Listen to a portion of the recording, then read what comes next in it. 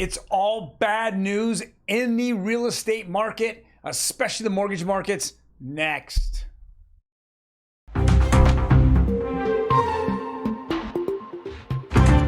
Yes, you heard me right. Mr. Positive is now turning negative. And yes, you can blame your local congressman or your senator or the nearest Fed member anywhere in the United States because they are not solving any problems. They're causing more problems. We're going to go over where interest rates are at, where the 10-year bond, which is coordinated, is locked into the interest rates. And then what's a solution that's out there? Yesterday, we had gone over several different articles. I'm going to go over them again today, all next on Real Estate Daily. Welcome, everyone. My name is Troy. Even though I'm smiling, every day we go over real estate, the housing market, as well as mortgage rate, interest rates. And so let me jump right into it. We've just seen this happen, and I'm going to go over why. Where are mortgage rates? Oh, yeah. CNBC just came out this morning by my girlfriend, Diana Olick. Now, I guess she just hadn't done her hair or whatever, because when there is bad news, she is got her big fat face in front of it. Unfortunately, she's not in this one, but 30-year fixed mortgage rates just hit 8% for the first time since 2000 as Treasury yields soar. So what does that mean? Why is Treasury yields tied to interest rates? Well, when the government needs money and there's less buyers out there, what do? Is they put out treasuries almost on a daily basis, or whenever Janet Yellen rolls out of bed and fixes her hair and puts her teeth in, whatever. And so they put out bonds. Now, when people are not buying bonds, or they're not sure whether other risk assets, such as, we call it stocks, or even gold, or even the banks that you put your money in, they pull that out and they say, where is the safe haven to go to? Well, safe haven to go to is in bonds and treasuries, which are bonds. And so that's where people are running to. And right now, we're going to see here in a second that the 10-year bond, which is coordinated with interest rates, continues to rise at crazy pace. But I digress. Let's jump on. Now, before we get into this, do me a favor, hit that like button.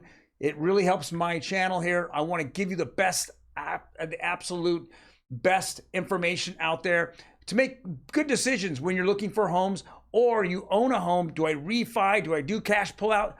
Cash out, refis? Because that's what, if you own a home, you're getting hammered right now by all these lenders because they want to get that refi. How are they getting business? They're going to start closing up if you're not going to go refi, pull cash out, because you're in a bad situation. So they feed off of that.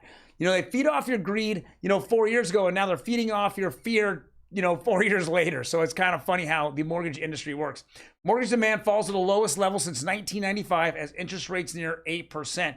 Guys, what I showed you yesterday off the Kobesi letter was that we were not going to see, or the percentages of whether the Fed was going to change was somewhere in the middle of next year. If that's a fact, and they showed in that the greater percentage that the Fed was going to raise rates at least 25 basis points not on November 1st. They showed that the majority of the people said it was not going to go raise in November 1st, but in December and January, December of this year and January next year, that looks like another 50 basis point raise. We're seeing fuel go up, CPI is going up, it's going in the wrong direction. We're seeing interest rates going in the wrong direction. Well, that's what the problem is here, is that we can't get the Fed under control. So are we really looking at 10% interest rates?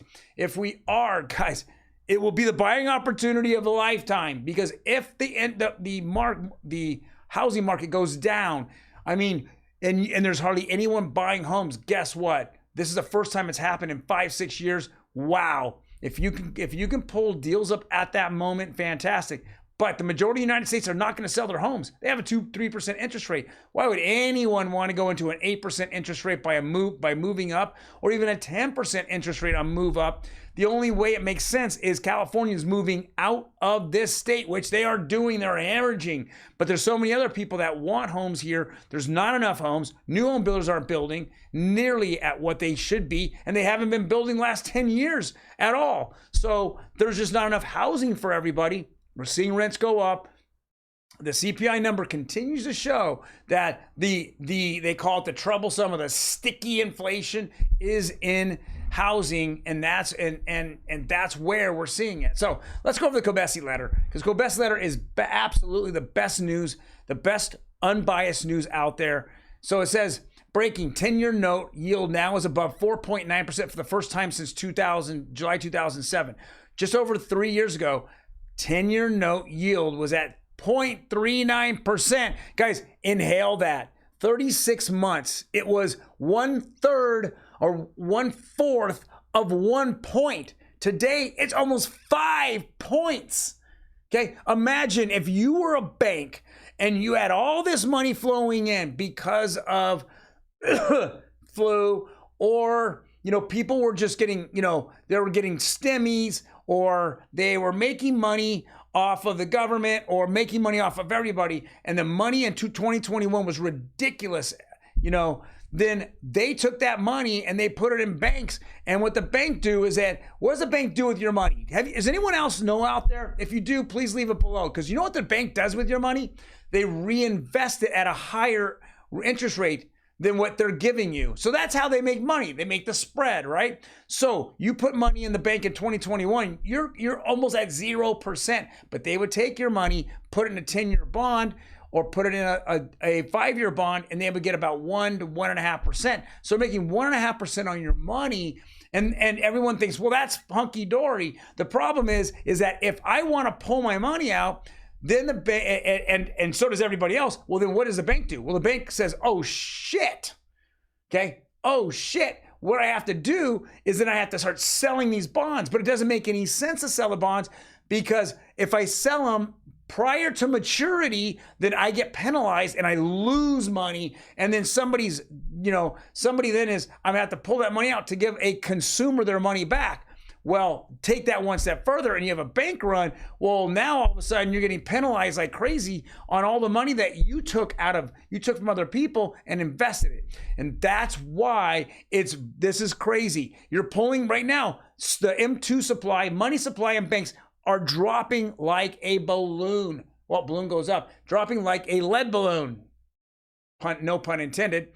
Going down, because they're pulling the money out, and instead of leaving it in the bank at 3%, I could put it in a 1-year bond. Okay, a 1-year bond backed by the US government, backed by the Fed printing machine. I can do that, and guess what? I'm getting almost 6% on 1-year bond. If you're going to go to the S&P 500, and besides the 7 chosen stocks, the S&P 493 has only gone up 4.7%.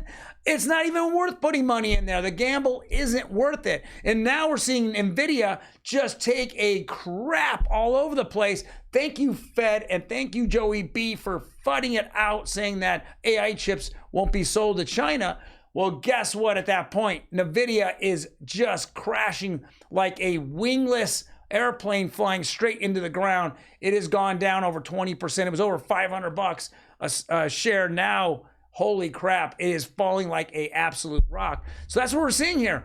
The flight into treasuries makes more sense. So Janet keeps just going out and let's put some more treasuries out. Hey, where am I getting the money? I'm thin air. That's what I'm going to put these treasuries from thin air. I'm going to give people yield back on it.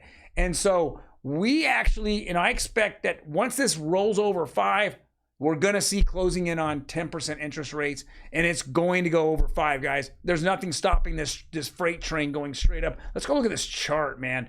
Is this crazy? This is 2021, where we had it way under. That's 1% right there, right? Okay, that's 0.5% going across. So we're under it at this point. So 0.5%. In the last, from 2021, right, all the way up 48 months, what have we seen? People pulling money out of their bank accounts, and they are sending it straight where? Into treasuries. 1-year treasury. Now they're sending in 10-year treasuries. Imagine this. You have a 2% interest rate, 2.5% interest rate on your house.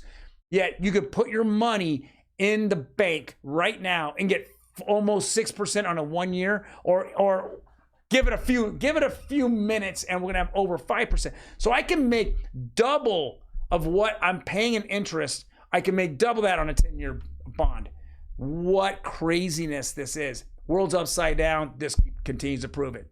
All right, guys, if you haven't subscribed, please subscribe. You know, I'm trying to grow the channel, trying to get things rolling here. But what do we see? Exactly what we just talked about. We're seeing interest rates just go through the roof. 30-year conventional is up 10 basis points, 7.7. 30-year FHA up 4 basis points, 7.32. You got jumbo up 21 and 15-year conforming up 30 basis points. Guys, this is now unsustainable market. The Fed is only here to do a couple of things.